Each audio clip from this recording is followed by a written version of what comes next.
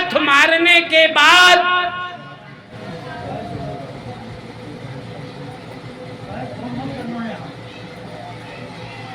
कामदेव का बाण शिव के तीसरे नेत्र की तरफ भी पहुंची, हृदय में भी पहुंचा, और हृदय में पहुंचने के बाद में शिव को झल्लाहट हो गई। शिव की साधना टूट गई, और जैसे ही शिव की साधना टूटी, तीसरे नेत्र से आग की ज्वाला निकल पड़ी, और उस ज्वाला के ताप से तुरंत तत्काल प्रभाव से कामदेव भस्म भी हो गया।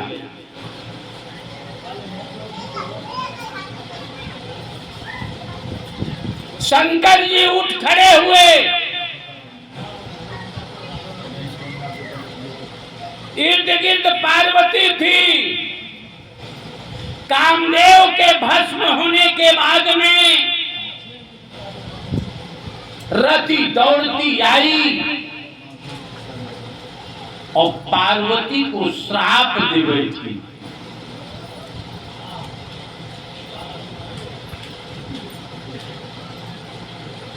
पार्वती को श्राप दिया कि जिस प्रकार से अभी तक मेरे पेट से, मेरे उदर से कोई संतान नहीं हुआ, उसी प्रकार से तुम्हारे उदर से कोई संतान नहीं होगी। इतने में ब्रह्मादिक देवता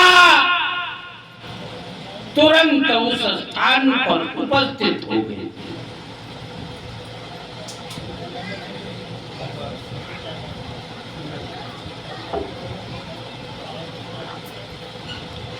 रति ने क्या श्राप दिया था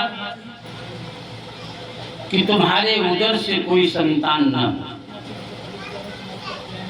संतान की बात सुन करके सारे देवता हैरान हो गए।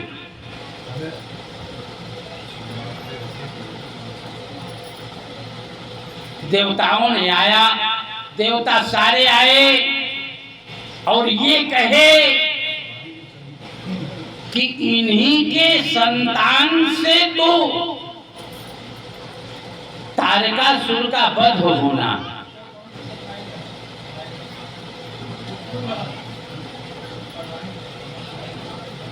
रति कही कि इनके उदर से कोई संतान नहीं होगा।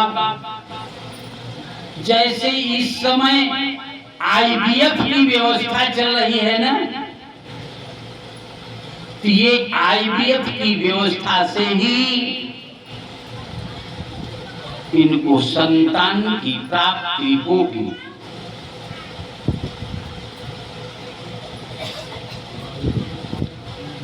शंकर जी हट गए। शंकर जी की साधना तो टूटी। सारे देवता एकजुट होकर के अब इस प्रयास में लगे थे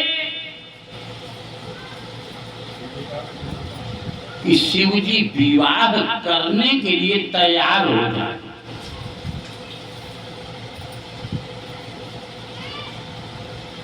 सारे देवताओं के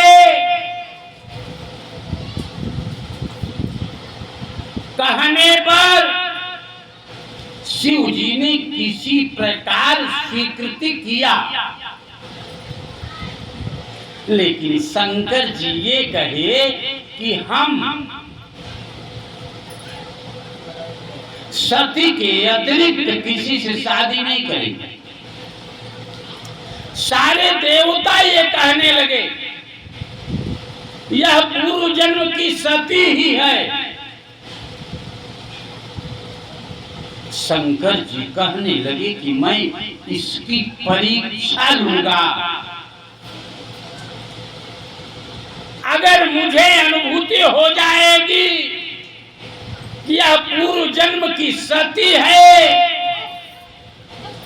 तभी मैं इसके साथ विवाह करूंगा, अन्यथा मैं विवाह करने वाला नहीं हूं। श्रीमन नारायण